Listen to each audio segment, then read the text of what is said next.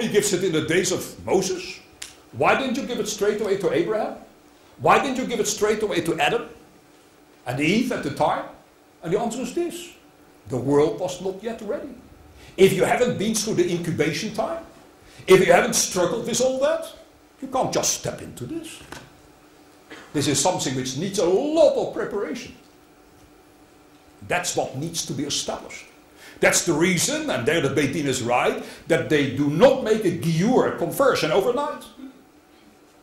But we, even those who are born Jewishly, have constantly to ask ourselves, and I also have to ask myself, am I still in the process of discovering God?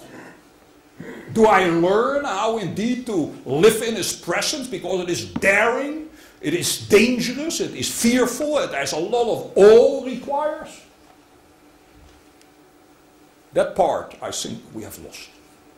And I protest against that, because we are asking people sometimes to live Jewish lives which are no longer authentic. And sometimes we ask people who just became Jewish already to live a life without authenticity. It's bad stuff. And it needs to be changed.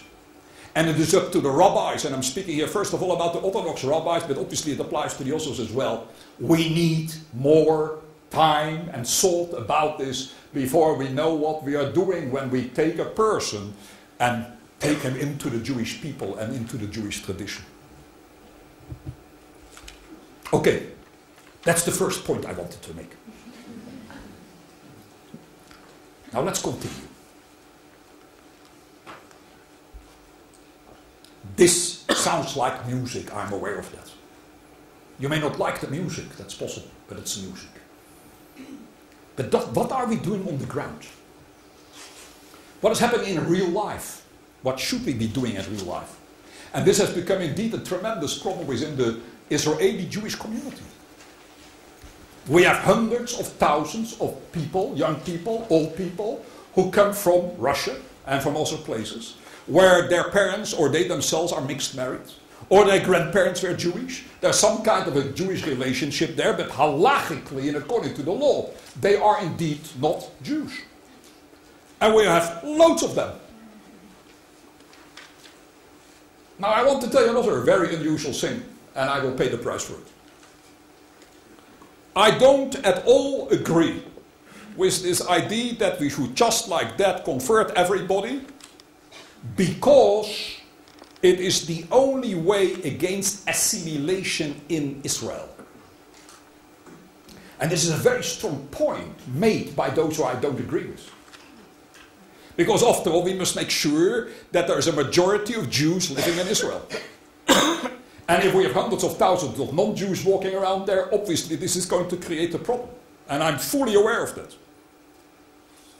But that still does not mean to say that we can just like that justify making conversions when what I just spoke about before is not part of the experience.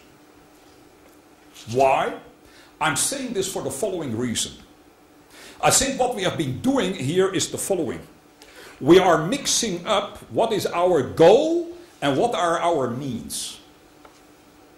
We now argue from the point of view, and it's a serious argument, saying that since we must make sure that assimilation shall not become a major problem in Israel, we should then, as sometimes it happens, I have seen this myself, quick conversions,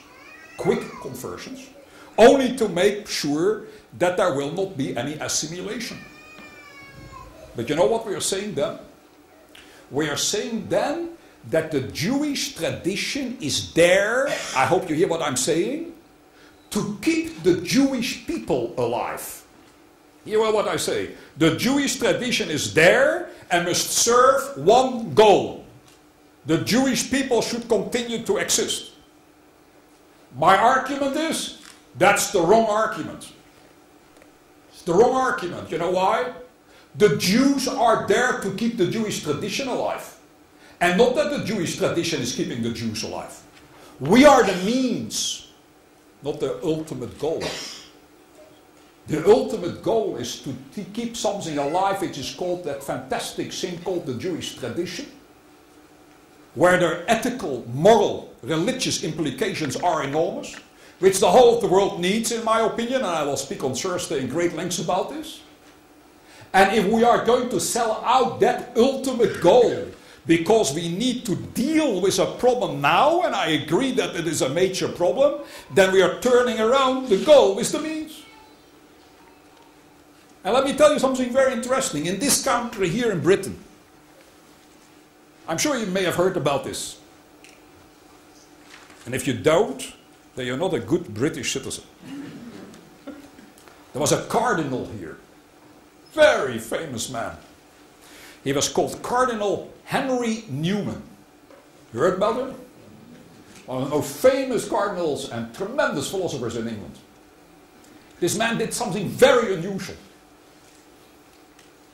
What he did is, he used to be the head of the English church. And later in his life, he converted into Catholicism. After many years of struggle, which he describes. And you must remember, this is like the Pope becoming Jewish. That, by the way, will happen, but I will speak about that later.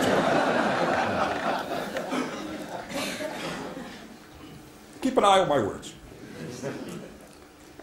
But here is something very unusually happening. The most brilliant leader of the English church one day gets up and says, I don't believe it anymore. I think that the Catholic Church is right. What does the man do? He converts in Catholicism. The whole world at the time fell on top of this man.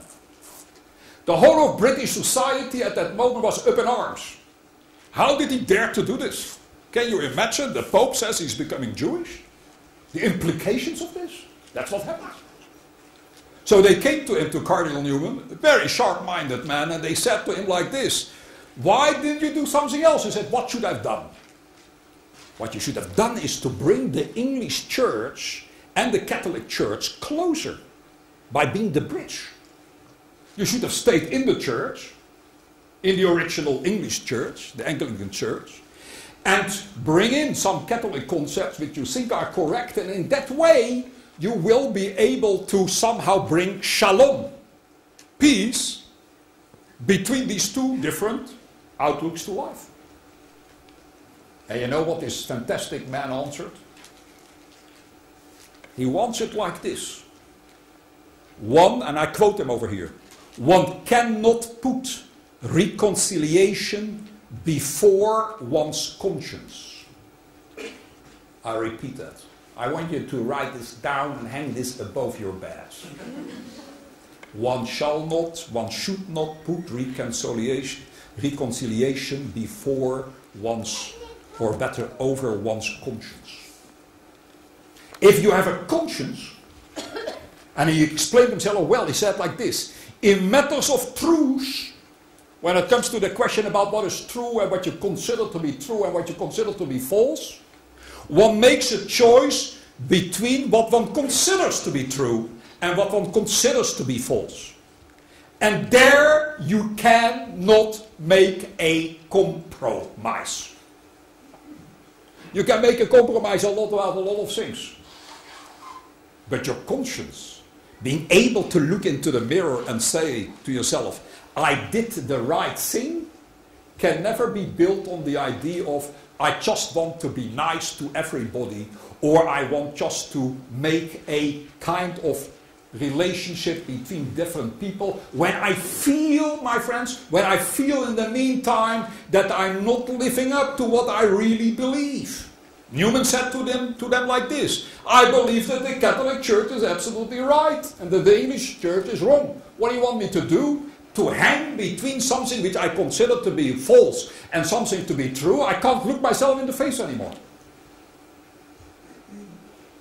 Obviously he should have become Jewish.